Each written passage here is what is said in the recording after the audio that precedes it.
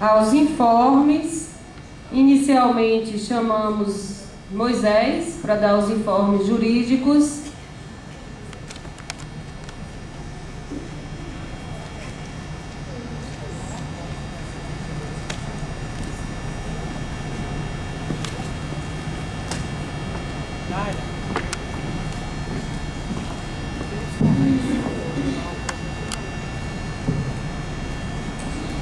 Bom dia.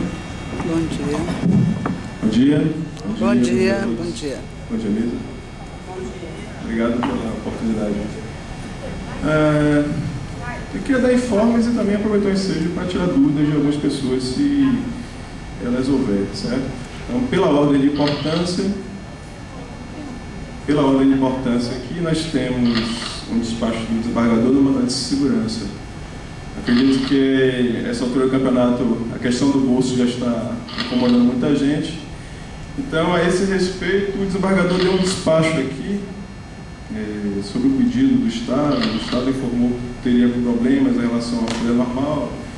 O desembargador deu o seguinte despacho: em face das peculiaridades alegadas no petitório reto de folhas 306/307, o qual aduz a inviabilidade do pagamento dos proventos via folha de pagamento mensal ordinária, concedo o prazo impreterível de 5 dias para que o interveniente efetive o pagamento dos servidores via folha complementar, contemplando os meses de abril e maio do corrente ano.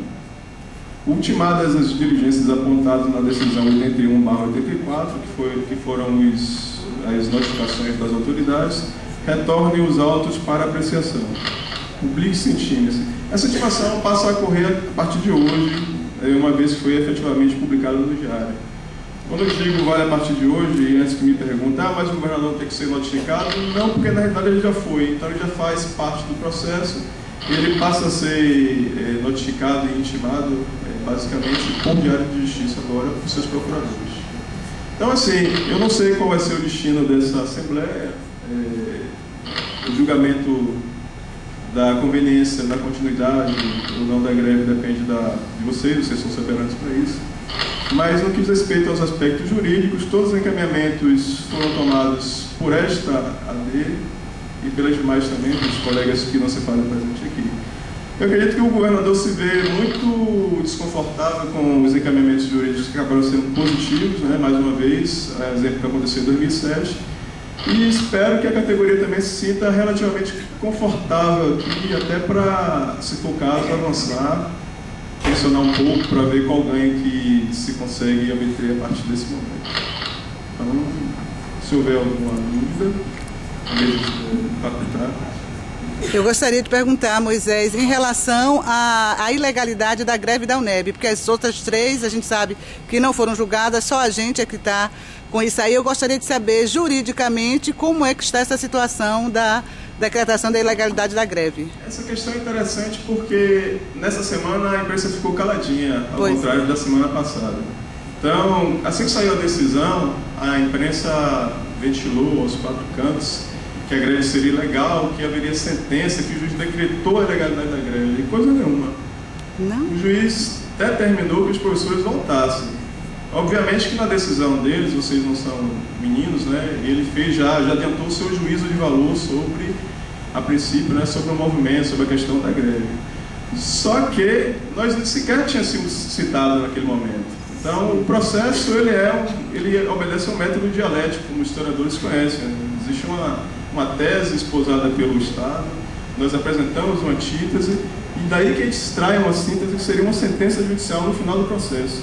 Nesse primeiro momento, o juiz ele tem todo o poder, melhor dizendo, de fazer uma avaliação prévia e determinar nesse ou no outro sentido. Foi o que aconteceu, foi desfavorável, isso é óbvio, né? Normalmente isso acontece com bastante frequência. Agora, é preciso entender também que, esclarecida essa questão de que não houve nenhuma declaração formal de ilegalidade, apenas ordem para os professores voltarem, é preciso esclarecer, e os estudantes de direito sabem bem, assim, e os leigos podem compreender também, que não é cabível na justiça o encaminhamento de 2 processos versando sobre um mesmo motivo, um mesmo assunto, uma mesma circunstância, que é a questão da greve, que seja envolvendo as mesmas partes, e que você tenha decisões díspares, porque isso feriria até o próprio conceito de justiça, o destino, a finalidade da justiça.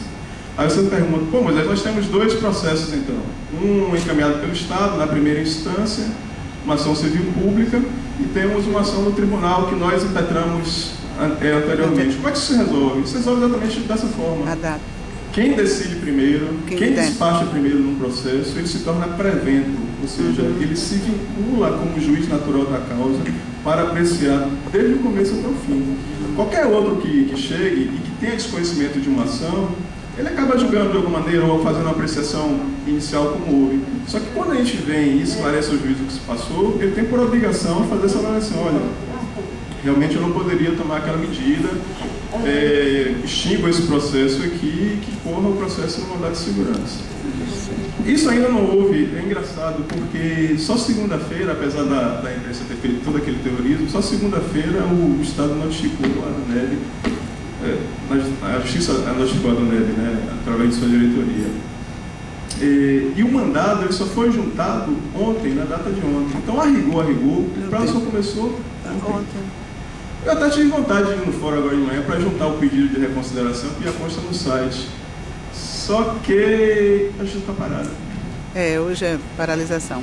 Então, assim, é engraçado, né? A ironia, né? Ela recai sobre os incompetentes de alguma maneira. Nós temos gestões públicas, via de regra, temerárias, incapacitadas de gerenciar coisas mínimas. Então, o governo saiu, ajuizou uma ação, ventilou na imprensa que a greve era ilegal, fez terrorismo e tudo, mas ele sequer cuidou de agilizar isso junto ao seu oficial de justiça, entendeu? Entendi. Então, assim, nós temos uma margem razoável de manobra. Eu gostaria de fazer esse caminhamento jurídico no sentido de deixar a Assembleia bastante confortável, talvez até diferente do que aconteceu nas greves anteriores.